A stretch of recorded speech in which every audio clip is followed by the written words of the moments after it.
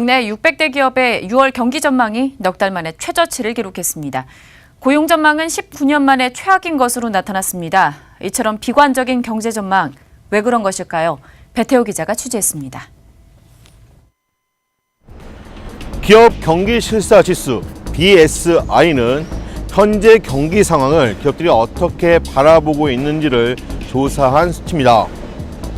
100을 기준으로 100보다 낮으면 다음 달 경기가 지금보다 나빠질 것으로 예상한다는 기업이 많다는 뜻이고, 100을 넘으면 반대로 좋아질 것으로 내다보는 기업이 많다는 뜻입니다. 한국경제연구원이 발표한 자료에 따르면 6월 전망치는 89.5로 지난 2018년 5월 이후 13개월 연속 기준인 100을 미치지 못했습니다.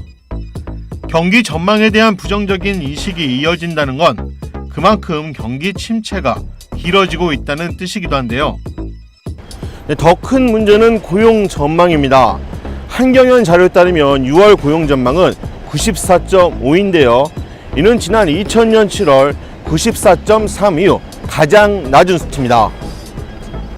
기업들의 고용 전망이 19년 만에 최악 수치를 기록하면서 올 하반기 고용시장에 빨간불이 켜지는 것 아니냐란 우려까지 제기되고 있는데요.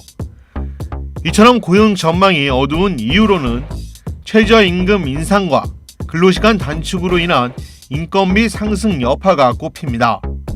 실제로 지난해 매출액 기준 상위 30개사 사업보고서 분석 결과 종업원 수 증가는 0.7%에 그쳤는데 인건비 증가율은 7%로 크게 늘었습니다.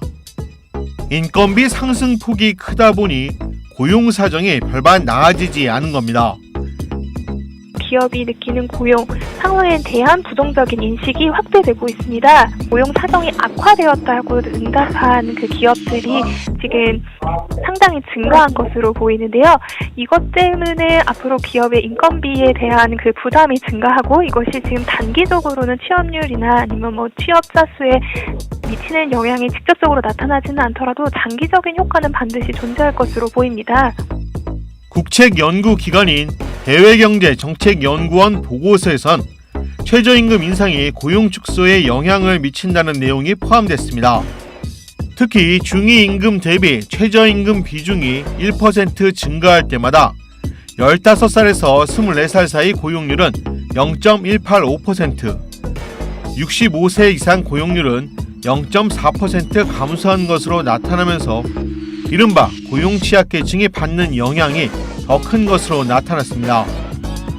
이에 따라 이번 연구 결과를 낸 대외경제정책연구원은 최저임금 수준을 결정하거나 부작용에 대한 보완책을 설계할 때 최저임금 인상의 영향이 산업별 및 근로자 연령대별로 다를 수 있음도 고려해야 한다고 지적했습니다. 이처럼 최저임금 인상이 고용 전망은 물론 고용률에도 직접적인 영향을 미치면서 속도 조절이 필요하다는 의견이 힘을 받고 있습니다. 실제 정부도 내년 최저임금 결정 시 경제와 고용에 미치는 영향, 경제 주체의 부담 능력, 시장에서의 수용성 등 세 가지를 논의 과정에서 함께 고려해야 한다는 의견을 내놓기도 했습니다. 2020년 최저임금을 결정하기 위한 심의가 본격화될 예정인데요.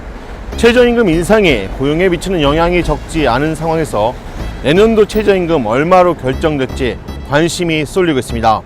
지금까지 박스뉴스 배태호입니다.